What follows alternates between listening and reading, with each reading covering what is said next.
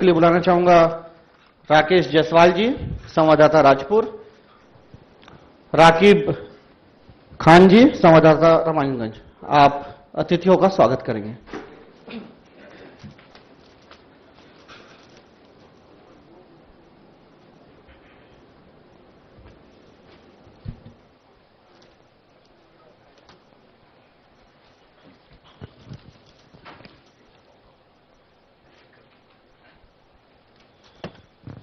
चलिए, तो बहुत सारी बीमारियों पे चर्चा हुई। सिकल सेल पे चर्चा लाजिमी है, क्योंकि छत्तीसगढ़ में अगर कोई बीमारी गंभीर है तो सिकल सेल वो काफी महत्वपूर्ण रखता है, क्योंकि राष्ट्रीय स्तर पर छत्तीसगढ़ में सिकल सेल को लेकर बहुत सारे काम हुए। अभी तो डॉक्टर अंबेडकर हॉस्पिटल में एक अलग ही विंग बना दिया गया है उसको लेकर। सिकल सेल को लेकर जागरूकता भी नहीं है कि उसको समय पे जान लिया जाए, और खास तबके में ही होता है ये। तो सबसे पहले डॉक्टर श्रीकांत सिंह से ही समझूंगा कि सरगुजा में सिकल सेल को लेकर क्या स्थिति है और किस तरह की जागरूकता आप देख पा रहे हैं। सबसे पहले साधना न्यूज को मैं धन्यवाद देना चाहूंगा कि एक बड़ा मंच मुझे दिया गया है सिकल सेल पे बात करने के लिए। और सरगुजा की बात करें तो हमारा चूंकि एक ट्राइबल बेल्ट है, और जैसा सिकल सेल में एक ट्राइबल बेल्ट को लेके काफी ज्यादा देखा गया है कि ट्राइबल लोगों में ज्यादा सिकल सेल पाया जाता है। लेकिन में एक बहुत बड़ी भ्रांति है कि ट्राइबल लोगों में ही सिकल सेल होता है। ये पहले हुआ करता था जब जानकारी नहीं थी हमारे पास। अभी वर्तमान में ऐसी स्थिति है कि सिर्फ ट्राइबल नहीं, हमारे पास ओबीसी, जनरल, ऐसे कैटेगरीज में भी सिकल सेल देखने को मिल रहा है।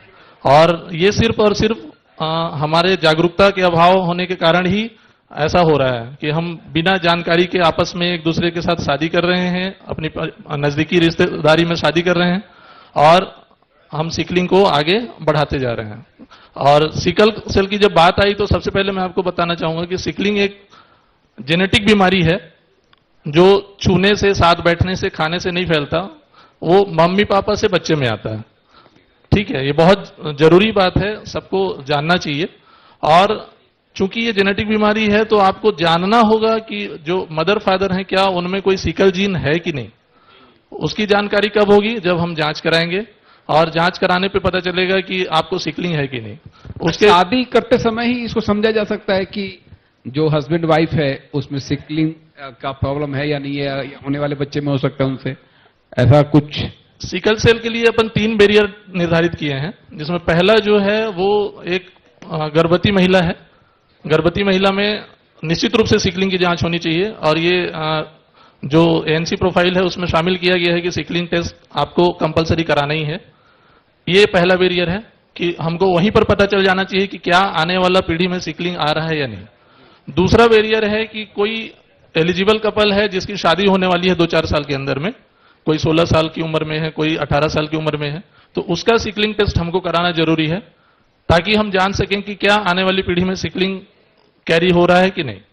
तीसरा बैरियर यह है कि इस सब के बावजूद भी अगर कोई सिकलिंग वाला कैंडिडेट अगर या मेंबर कोई फैमिली में आ जाता है सिकल सेल वाला, बीमारी वाला, तो उसका ट्रीटमेंट हमको रेगुलर बेसिस पे लेना है। चलिए, काफी महत्वपूर्ण जानकारी आपने दी। हड्डी रोग विशेषज्ञ के तौर पर डॉक्टर चंद्रशेखर उपाध्याय जी हमारे साथ मौजूद है, क्योंकि हड्डी रोग से संबंधित जो बीमारियां हैं, क्योंकि आजकल तो हड्डी से संबंधित कैंसर भी होने लगे हैं, क्या इस तरह का ट्रेंड है क्या सरगुजा में हड्डी रोग से संबंधित कैंसर को लेकर?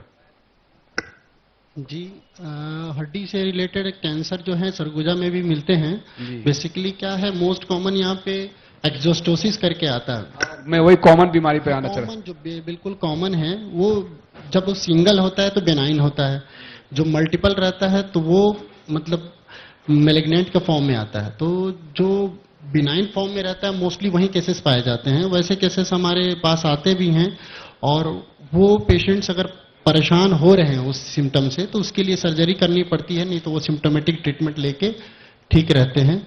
और बाकी कुछ और केसेस हैं कैंसर के, जैसे ऑस्टियोसार्कोमा हुआ जो यंग बच्चों में हो जाता है, तो उसके भी पेशेंट्स जो रहते हैं अर्ली डायग्नोसिस के दौरान आ जाते हैं, तो उनको भी प्रॉपर ट्रीटमेंट, उनको कीमोथेरेपी, रेडियोथेरेपी, साथ में सर्जिकल मैनेजमेंट भी होता है। मेन चीज़ है कि अर्ली डायग्नोसिस अगर हो जाए कंफर्म तो उसका फायदा मिलता है पेशेंट्स को। और रही बात कि कुछ चीजें जो रहती हैं जो नहीं पता चल पाती हिस्टोपैथोलॉजी के एग्जामिनेशन के आने के बाद ही उसको कंफर्म करके ट्रीटमेंट करते हैं। लेकिन सरगुजा में अभी भी कई गांव में वैद्य हैं जो बीमारियों को ठीक कर देते हैं वहीं पे गांव ग्रामीण स्तर पे ही। हाँ, ये सरगुजा का एक दुर्भाग्य है कि जो वैद्य हैं वो हर इलाज को सोचते हैं कि हम ही हड्डी रोग में खासतौर पे मैंने सुना है हड्डी रोग में वो खासकर सोचते हैं कि सारी चीजों को हम ठीक कर देंगे। तोड़ मरोड़ को ठीक कर देते हैं। बिल्कुल, वो तो सोचते हैं कि हम लोग जोड़ के अगले दिन चला देंगे। इसका फायदा भी मिलता है, पेशेंट्स को फायदा भी मिलता है, कुछ कुछ पेशेंट्स को, पर इसके साथ साथ बहुत सारे पेशेंट्स को जिनका पैर बिल्कुल अच्छा रह सकता है, चाहे वो अच्छे हो सकते हैं, चल सकते हैं, उसका दुष्परिणाम भी उनको भोगना पड़ता है। क्योंकि क्या है, वो वैद्य लोग जितने भी रहते हैं वो अपने तरीके से ट्रीटमेंट करते हैं। किसी के आजकल तो पढ़े लिखे लोग भी भरोसा कर रहे हैं ऐसे वैद्य पे।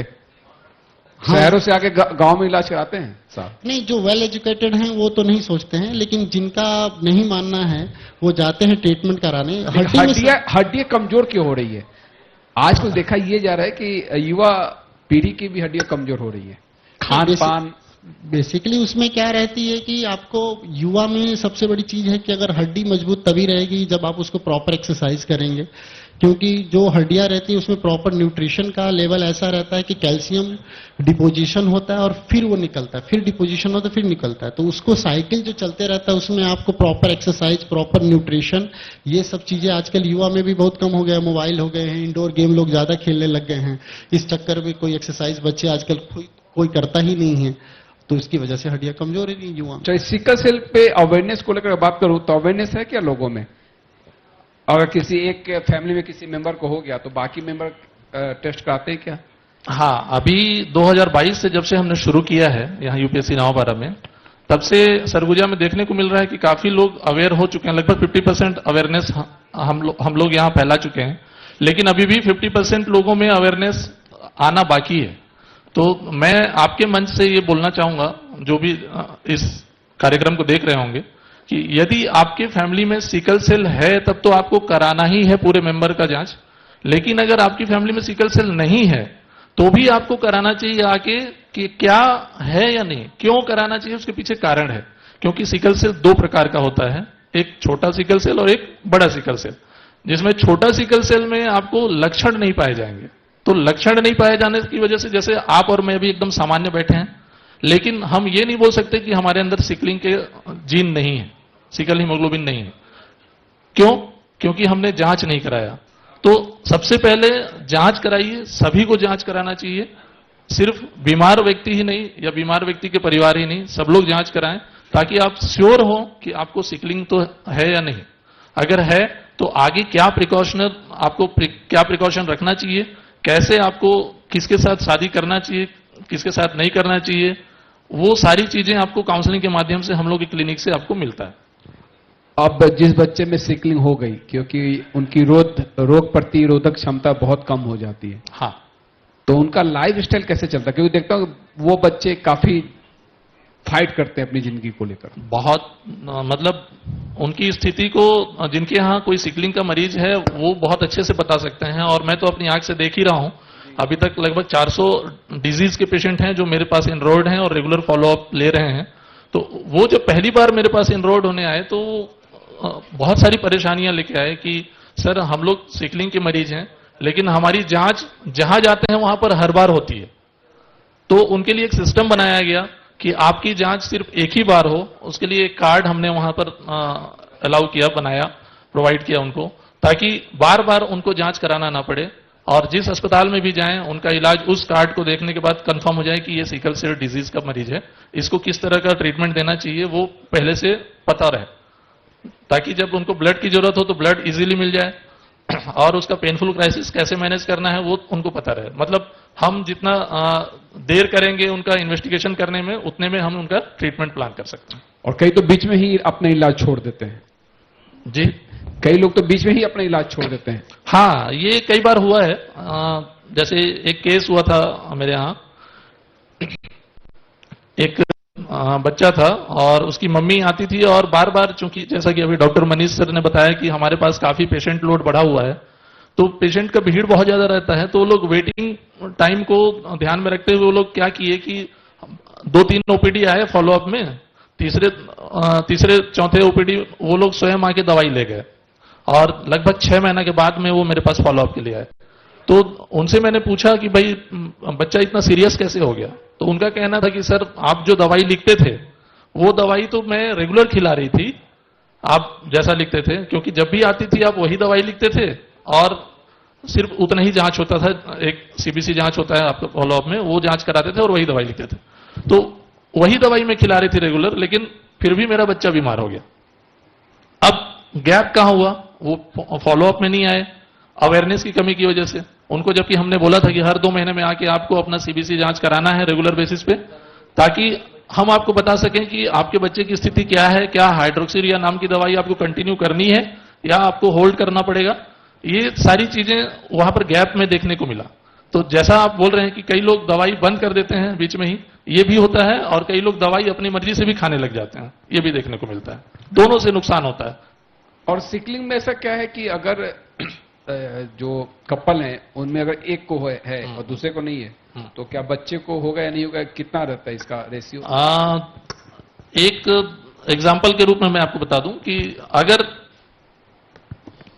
पुरुष नॉर्मल है और जो महिला है उसको सिकल सेल डिजीज है, तो उनके जो बच्चे हैं उनको 50-50% चांस होगा कि नॉर्मल हो सकते हैं और कैरियर हो सकते हैं।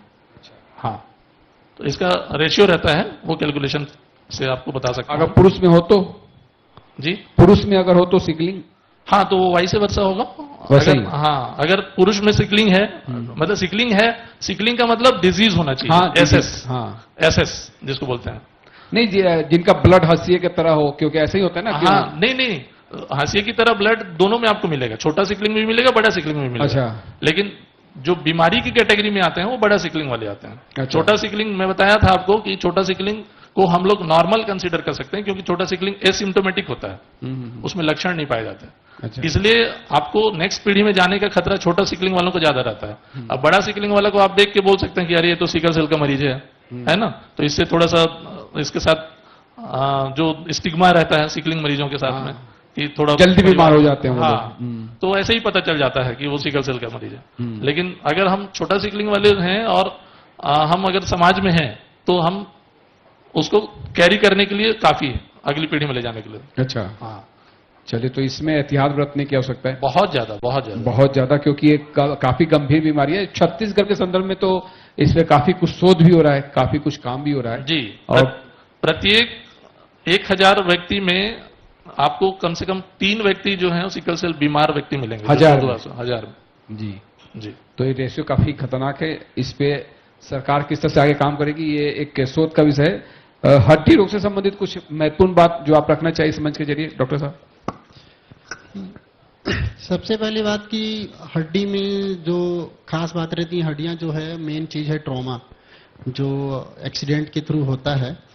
और मैं ये चाहूंगा कि सारे लोगों को ये जानकारी प्राप्त हो कि मान लीजिए कि कोई भी एक्सीडेंट हो रहा है कहीं पे भी, एक होता है कि किसी भी पेशेंट का उपचार हॉस्पिटल पहुंचने के बाद होता है और कुछ उपचार जो होती हैं हॉस्पिटल पहुंचने के पहले होती हैं, जो कि कोई भी नॉर्मल एक आदमी भी कर सकता है। उसमें सबसे बड़ी चीज ये है कि कोई भी पेशेंट का अगर कहीं पे भी कोई एक्सीडेंट होता है तो उसको जल्द से जल्द हॉस्पिटल पहुंचाने की कोशिश करे, जिसको कम से कम 1 घंटे के अंदर उसको पहुंचाने की कोशिश करे, जिसको गोल्डन आवर्स बोलते हैं। क्योंकि कोई भी ट्रॉमा होता है तो ट्रॉमा होने के जो चांसेस रहते हैं मोर्टेलिटी की, वो इम्पैक्ट के तुरंत बाद ही रहती हैं, ज्यादा हाई चांसेस रहती है। एक बार हॉस्पिटल में पेशेंट एडमिट हो जाता है तो उसके थोड़ी कम होती है, फिर और थोड़ी सी कम हो जाती है, वीक में तो बहुत कम हो जाती है। तो सबसे ज्यादा जान जाने की जोखिम जो रहती है ट्रॉमा के समय पे ही रहती है। तो इसको गोल्डन आवर बोला जाता है, जो 1 घंटे के अंदर उस पेशेंट को किसी तरह कोशिश करिए कि आप किसी भी नजदीकी स्वास्थ्य सेंटर पे उसको पहुंचाएं। और एक होता है प्लेटिनम टाइम, जो होता है 10 मिनट्स की रहती है, उसको बोलते हैं, मतलब डिसाइडेड है कि कहीं पे भी किसी को ट्रॉमा होता है तो वो 10 मिनट के अंदर पहला रिस्पॉन्डर वहां पहुंच जाना चाहिए कि जो उसको वो सहायता करे, जो लोगों को मतलब वहां से जो ही अगर कोई गाड़ी में फंसा है चाहे कुछ भी है तो वहां से निकाले। दूसरी महत्वपूर्ण बात यह है कि एक तो हम लोग बाइक से चलते हैं, बाइक में ट्रॉमा की बहुत ज्यादा चांसेस रहते हैं। तो बहुत सारे लोग सोचते हैं कि बाइक लगाए हैं, चला रहे हैं, हेलमेट पहने हैं तो बहुत अच्छा है, कोई परेशानी नहीं है।